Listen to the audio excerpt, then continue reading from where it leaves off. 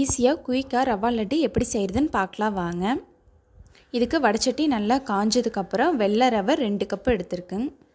இது நெய்யெல்லாம் எதுவும் சேர்க்காம வெறும் காஞ்ச வடைச்சட்டியிலே நல்லா வறுத்துக்குங்க. இது லைட்டாக கலர் சேஞ்ச் ஆகணும், ரொம்ப கலர் சேஞ்ச் ஆகக்கூடாது. இந்த மாதிரி நல்லா வறுத்ததுக்கப்புறம் ஒரு தட்டில் எடுத்து கொட்டி வச்சுக்கோங்க. அது நல்லா ஆறணும். ஆறினதுக்கப்புறம் தான் அரைக்கணும்.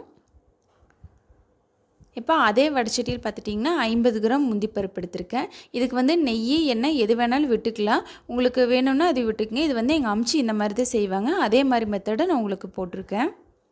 இப்போ இதை நல்லா வறுத்ததுக்கப்புறம் எடுத்துக்கலாம். எடுத்து ஒரு தட்டில் வச்சுக்கலாம்.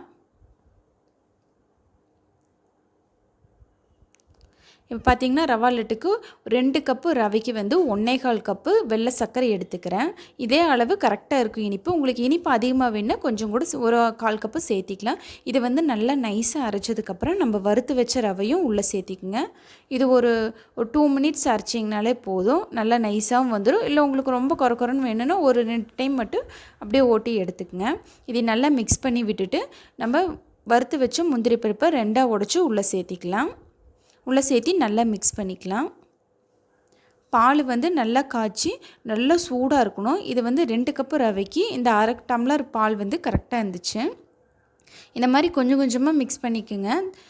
ரவை கொஞ்சமாக எடுத்து அதில் பாலை உள்ளே ஊற்றி கொஞ்சம் கொஞ்சமாக உருட்டிக்கலாம். இதே மாதிரி இப்போ பாருங்கள் உருட்டியாச்சு. இது ரொம்ப கெட்டியாக இருக்கக்கூடாது, கொஞ்சம் தளர்வாகவே பிடிச்சி வச்சுக்கோங்க.